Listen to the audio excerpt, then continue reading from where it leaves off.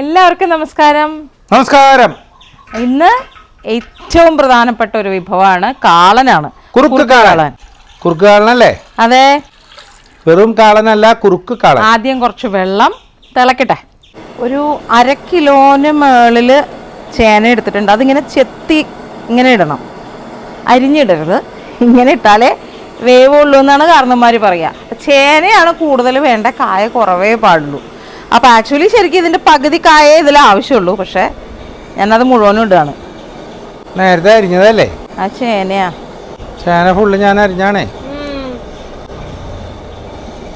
എൻ്റെ കയ്യൊന്ന് പതുക്കെ മുറിഞ്ഞു പോയി. അപ്പോൾ അവിടെ നിന്ന് പോയ മഹാന ദേഷ്യം വരും ഞങ്ങൾക്ക്. അപ്പം നമ്മൾ വച്ച വെള്ളം തിളച്ചു. അതിലേക്ക് നമുക്ക് കുറച്ച് പച്ചമുളക് ഇട്ട് കൊടുക്കാം. കീറിയിട്ടൊന്നും ഇല്ല കേട്ടോ, മുഴുവനും കൂടെ. ആദ്യം പച്ചമുളകായി അതൊന്ന് തിളക്കട്ടെ. പച്ചമുളക് ഒന്ന് പതുക്കെ വാടി കഴിയുമ്പോൾ നമുക്ക് ഈ കഷ്ണങ്ങൾ അതിലേക്ക് ചേർക്കാം.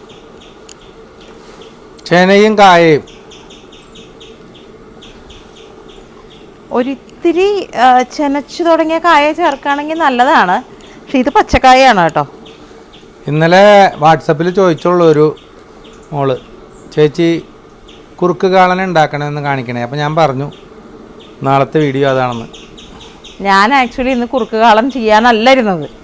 അപ്പോൾ ഉണ്ടരാകെ ഞാനൊരാളോട് ഇങ്ങനെ പറഞ്ഞിട്ടുണ്ട്, അപ്പോൾ അതുകൊണ്ട് അതന്നെ ചെയ്യണം എന്ന് പറഞ്ഞു. ഇനി ഈ കഷ്ണത്തിലേക്ക് നമുക്ക് കുറച്ച് മഞ്ഞൾപ്പൊടി ചേർക്കണം. മഞ്ഞൾപ്പൊടി, അതുപോലെ കുറച്ച് കുരുമുളകിൻ്റെ പൊടി.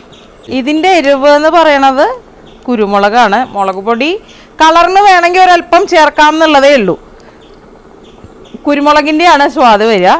സാധാരണഗതിയിൽ കുരുമുളക് പൊടിച്ച് അതിങ്ങനെ വെള്ളത്തിൽ കലക്കി അരിച്ചൊക്കെ പറഞ്ഞ് ഒഴിക്കണൊക്കെ കാണാം. നമുക്കിപ്പോൾ അതിനുള്ള സമയമൊന്നുമില്ല. അല്ലെങ്കിൽ വൈറ്റ് കളറ് കിട്ടണ്ടല്ലോ, അതാണെങ്കിലും ചേർത്താൽ മതി കേട്ടോ. ഇതെന്തെങ്ങനെ ഇരിക്കണേ? ഇന്നലത്തെ വീഡിയോ ഒന്നും കണ്ടില്ലേ? ഇന്നലത്തെ വീഡിയോ വളരെ കുറച്ച് പേര് കണ്ടുള്ളൂ. കഴിഞ്ഞ ദിവസത്തെ പായസം എല്ലാവരും കണ്ടിട്ടുണ്ട്. അതല്ലാതെ ഇന്നലെ ഇട്ട വീഡിയോ ഒന്നും ആരും കണ്ടിട്ടില്ല. കാണൂ, ഇത് കണ്ടു കഴിഞ്ഞിട്ട് അങ്ങോട്ടേക്ക് പോവാം, മുകളിലേക്ക്. ഇനി ഇദ്ദേഹം വേവണം. ഇത് വേവുന്ന സമയം കൊണ്ട് നമുക്ക് തൈരാണെങ്കിൽ നല്ല പോലെ കടഞ്ഞ് മോരാക്കി എടുക്കണം. അപ്പം ഞാൻ ഏകദേശം 1 ലിറ്റർ തൈര് കടഞ്ഞ് നല്ല മോര്, അതായത് അതിൻ്റെ വെണ്ണയൊക്കെ മാറ്റി മോര് പോലെ ആക്കി വെച്ചിട്ടുണ്ട്. അതാണ് ഇനി ചെയ്യേണ്ടത്. പിന്നെ അതുപോലെ തന്നെ നമ്മൾ പച്ചമുളക് അരക്കില്ല, നാളികേരവും ജീരകവും മാത്രമാണ് അരക്കണത് കേട്ടോ. ഒരല്പം മുളക് പൊടി കളറിന് വേണ്ടി. ഇപ്പം കഷ്ണം എന്തുണ്ട് ഇതേ കണ്ടോ? എന്തോ ഇനി ഉപ്പിടായിലേക്ക് ആവശ്യത്തിനുള്ള ഉപ്പ്. 1 2 മോര്, നാളികേരം ഒക്കെ ചേർക്കും. അതൊക്കെ ആലോചിച്ചിട്ട് വേണം ഉപ്പിടാൻ. മധുരത്തിൻ്റെ സ്വാദ് ഇഷ്ടമുള്ളവർക്ക് വെച്ചാൽ ഇപ്പം ഇത്തിരി ശർക്കരയോ പഞ്ചസാരയോ എന്തെങ്കിലും ചേർക്കണമെങ്കിൽ ചേർക്കാം. ഇനി നമുക്ക് മോര് ചേർത്ത് കുറുക്കിയെടുക്കണം. ഈ സമയം കൊണ്ട് മഹാനായ ഗായകൻ എനിക്ക് നാളികേരവും ജീരകവും കൂടെ നല്ല വെണ്ണ പോലെ അരച്ചു തരും. ശരിയാക്കി തരാം. ഇത് ഇളക്കി കൊടുക്കണം. കുറച്ച് നേരം നമ്മൾ കൈവിടാതെ ഇളക്കണം, കാരണം മോര് തിളക്കണ്ടേ. വെള്ളം എടുത്ത വെള്ളം അവിടെ ഊത്ത കുറച്ച് ഒഴിച്ചാൽ മതിയേ, ഒരുപാട് ഒഴിക്കരുത്. മതി.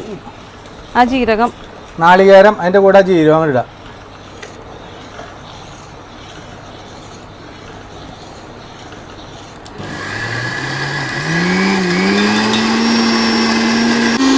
കുറച്ച് കറിവേപ്പില. നല്ല മഷി പോലെ വെണ്ണ പോലെ അരഞ്ഞു കിട്ടണം. നിങ്ങളെന്തിനാടണത്?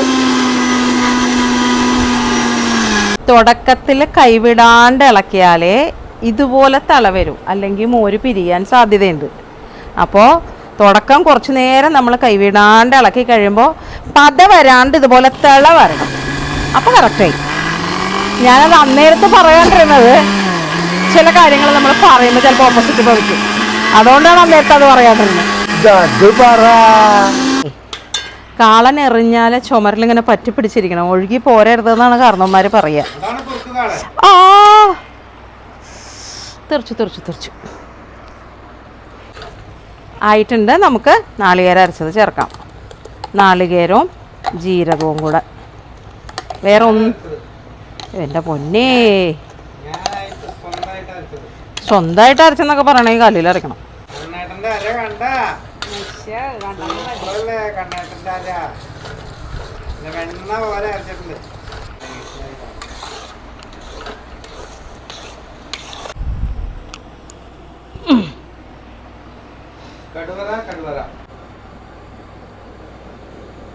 കടുക്, കറിവേപ്പില,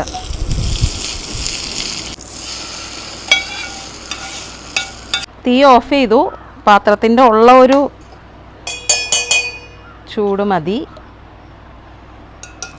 നെയ്യ്, കുറച്ച് ഉലുവപ്പൊടി. ഈ നെയ്യിൽ ഉലുവ വറക്കണേന് ഒരു പ്രത്യേക വാസനയാണ്. നമ്മുടെ കാളൻ റെഡി. അപ്പം നാളെ മറ്റൊരു ഓണവിഭവമായിട്ട് വീണ്ടും കാണാം. നമസ്തേ.